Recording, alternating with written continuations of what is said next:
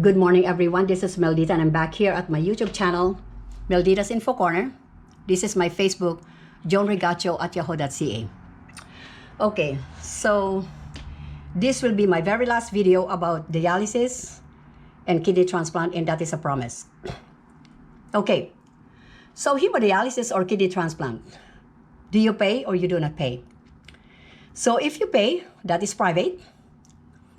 And if you do not pay, the healthcare covers for it, the dialysis or the kidney transplant, or charity.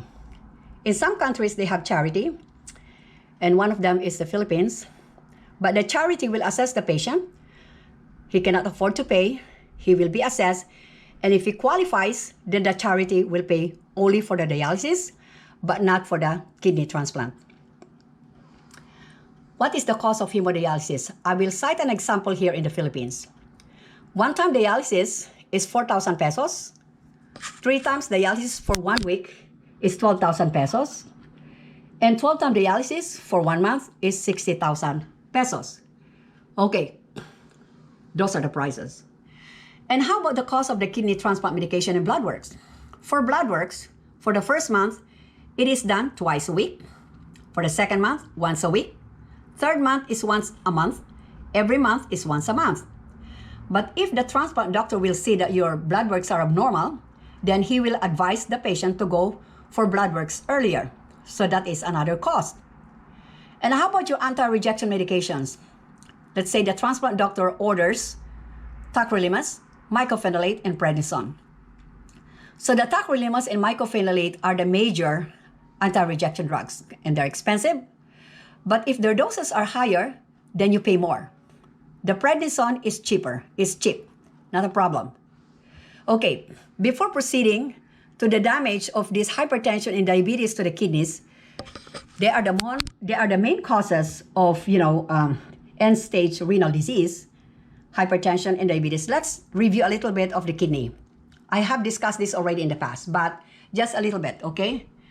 Review a little bit. So I have here a left kidney. I took a piece, and this piece here, we can find here a small cell, which you don't see it with your naked eye. Okay, so we have a cell here, a kidney cell called nephron, and that is the main filter, of course, because it has the structure of the glomerulus inside. So this is the nephron or the kidney cell. Okay, so in here, we have the afferent or the blood vessels, afferent and the efferent, and we have the glomerulus, the Bowman capsule, the Bowman space, the tubules, and the collecting duct for the urine and out of the body. So clean blood will go or enter the afferent dilated arteriole. It delivers the blood, renal blood flow to the glomerulus. And from the glomerulus, this is where filtration happens. And then in this filtration, the blood will be collected by the efferent arteriole to the right side of the body. So here, hemoglobin, red cell, protein, they don't come out of the filter. They will be carried back to the circulation.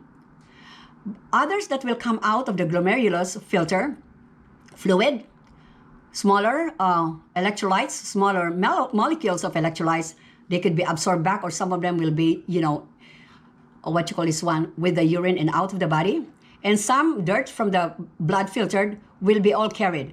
Urine formation will start at the Bowman space. This is now the ultrafiltration.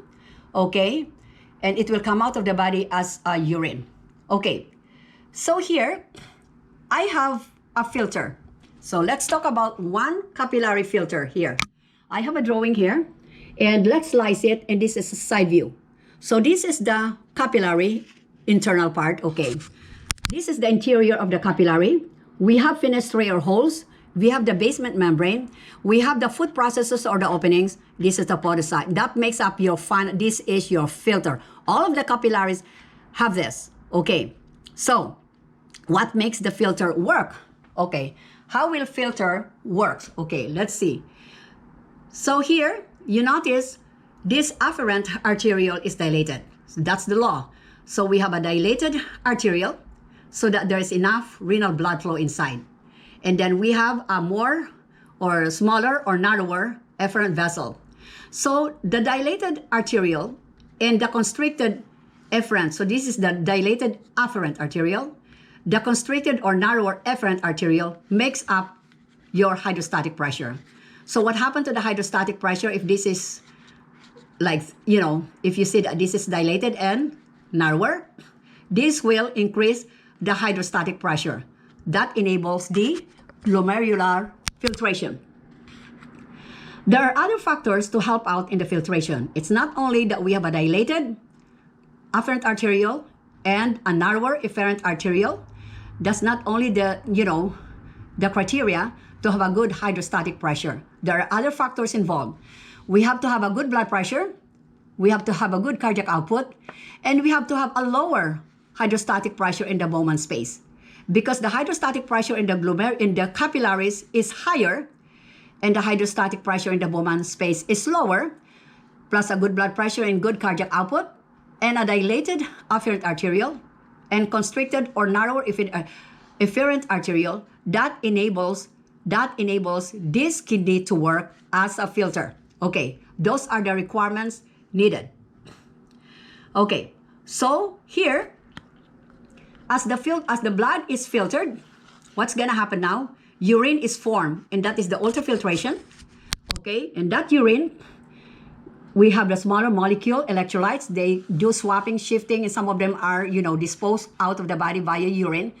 And all the dirt from the blood will be on the Bowman space, carried or collected by the proximal convoluted tubule and out of the body as a urine.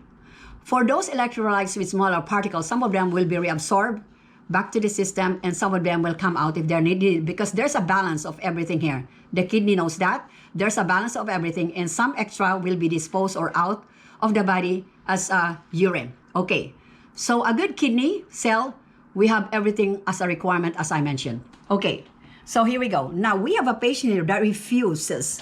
So the patient refuses to be treated. His hypertension or high blood pressure, and he has diabetes. Okay, we have a non-insulin diabetes mellitus. So we have high blood pressure problem.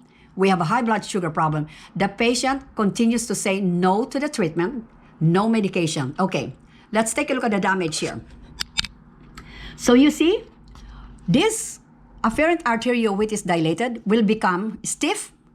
The afferent arteriole will become stiff. The smaller blood vessels will become stiff. Okay, what happened? So if this is stiff, then this becomes narrow. This becomes narrow. Everything will be disrupted. Okay, so if we have a narrow afferent arteriole and more narrow efferent arteriole, what happened to your hydrostatic pressure? The hydrostatic pressure will go down. If the hydrostatic pressure is low, we will not be able to filter. So we need this afferent arteriole dilated. We need this efferent arteriole to be narrower. Okay, then we have a good increased hydrostatic pressure.